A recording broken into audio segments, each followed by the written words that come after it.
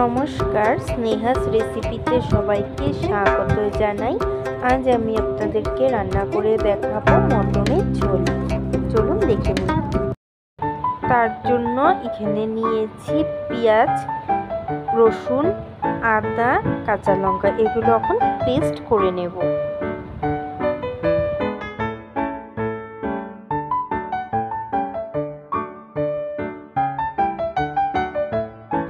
Paste করা হয়ে গেছে। চলুন এখন মটনটা ম্যারিনেট করে নিই। তার জন্য এখানে 250 গ্রাম মটন নিয়েছি।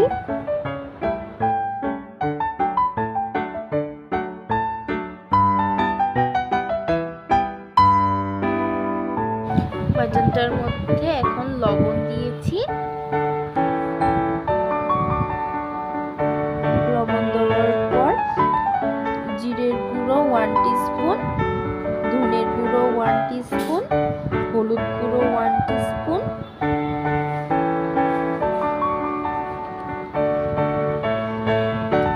আর লঙ্কার গুঁড়ো 1 টিস্পুন।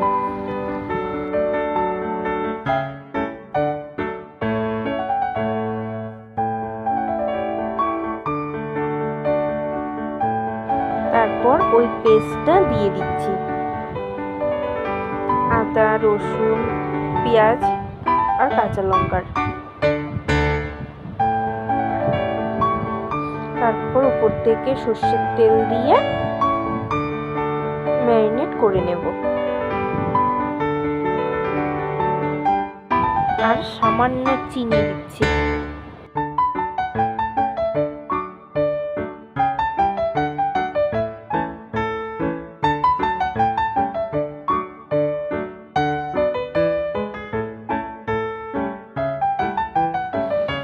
টিস্পুন মতন টক দই অ্যাড করেছি।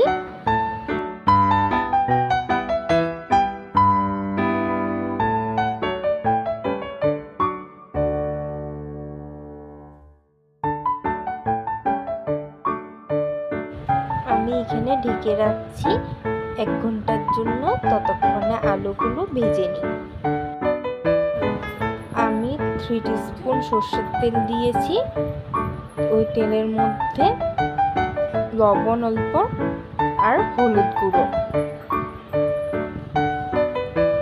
দিয়ে তারপর আলুগুলো ভেজে নেব।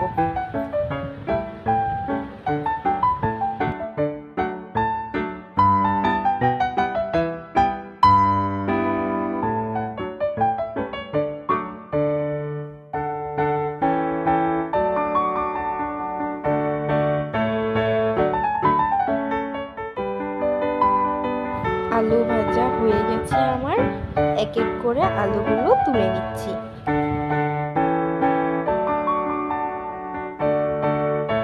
আমার 1 ঘন্টা হয়ে গেছে।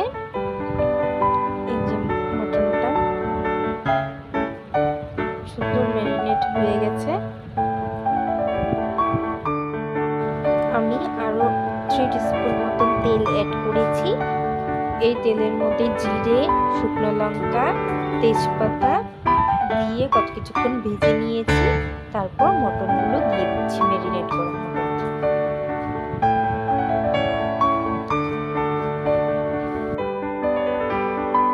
আমাদের এখানে কাল রাত্রের থেকে প্রচন্ড বৃষ্টি পড়ছে। মটনগুলো তেলের সাথে নুনের সাথে ভালো করে মিশিয়ে নিচ্ছি। আমি এখানে টমেটো কুচি অ্যাড করেছি। মশলার থেকে তেল ছাড়তে শুরু করেছে। এখন ভেজে রাখা আলুগুলো দিয়ে দিয়েছি, দিয়ে ভালো করে মিশিয়ে নিচ্ছি। কিছুক্ষণ ফুটে নে, তারপর জল দিয়ে দেব। আমি এখানে 2 কাপ মতন জল অ্যাড করেছি। জল দিয়ে এখন মিশিয়ে নিচ্ছি মশলা মাংসের সাথে আর আলুর সাথে। ফুটে উঠেছে ঝোলটা। তারপর মিট মশলা 1 টিস্পুন দিয়ে দিয়েছি। মিট মশলা দিয়ে কিছুক্ষণ ফুটিয়ে নিয়েছি, তারপর নামিয়ে নিয়েছি। ভিডিওটি এতটুকুই রইল। ভালো লাগলে লাইক, কমেন্ট, শেয়ার, সাবস্ক্রাইব করে দেবেন। ভালো থাকবেন, সুস্থ থাকবেন।